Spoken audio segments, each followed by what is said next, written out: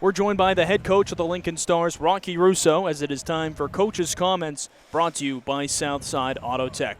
And Rocky, you guys erased the 2-goal deficit heading into that third period. What does that say about the resolve of this team and that ability to rally late in this contest? Well, we didn't exert a whole lot of energy in the second period, so we had plenty of it for the third.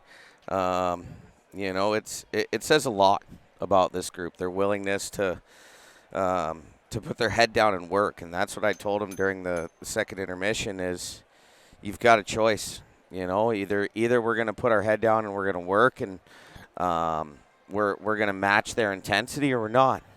And it's only a 2-goal deficit. We can certainly come back. We have no qualms about that, but it's how we're going to approach it. If we're willing to approach it the right way, then we've got a chance. And then obviously we finally draw a couple power plays.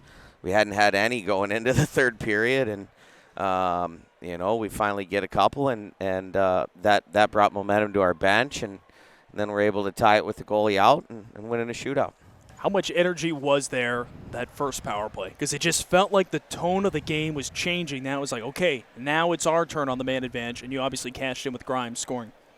Yeah, I mean, it was like the bench kind of, everybody got a little excited, knowing, all right, finally we got one. Now we got a chance. And, we scored on the first one. We drew another one. And then he wanted to put his hand up for every little thing that had nothing to do with the game. I don't even know what to say about the overtime penalty, quite frankly. I have no idea. You're entitled to your ice. You're entitled to skate the lane. He's skating to the puck. You want to talk about just a terrible call on a perfectly executed job by Mason. He has every right to that same space that other guy does, and that's how we teach our defensemen to retrieve pucks. So, but you know what? It's adversity, and it's not something that we can control. And I thought our guys handled the 4-on-3 kill really, really well, and that's all you can ask. It felt like every one of those final few penalty kills was, okay, here we go, biggest penalty kill of the game. You guys just continued to rise to the occasion. A perfect 10-for-10 weekend. What stood out about the PK this weekend? I thought our 200-foot clears were really good. We didn't turn pucks over. We didn't.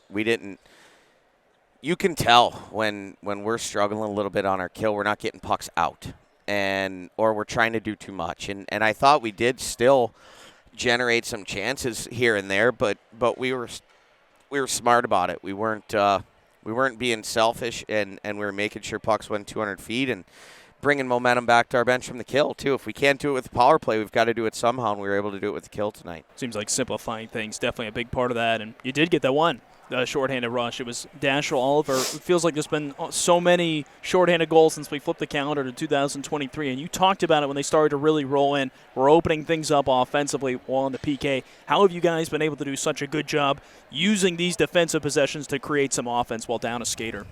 Well, we talk about where our release points are and where our puck support needs to be, and it's one of those things where we recognize when we have an opportunity to create offense on the kill, and you don't play reckless, you play smart, and if you see one of those opportunities open up, you take advantage of it.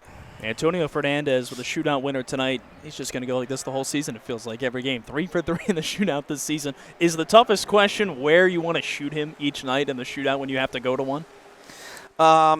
You know what? Sometimes I wanted to. We saw what Pash did on the penalty shot, and so I wanted to see how he approached the first shooter, to see whether I thought that Tony's move was going to work on him, and especially because he's an opposite catch, right? He catches with that right hand. So, I thought Mason had him beat. 5-hole was there, and quite frankly, Yavi had him beat if he could have just got it up on the penalty shot. But Tony waited him out, and pulled him way over to that post and was able to score. And Whitey stood tall for us. That's all we could ask. Great night for him. He was under siege as well throughout the contest. Well, Rocky, thank you very much for the time, and we will talk to you next weekend.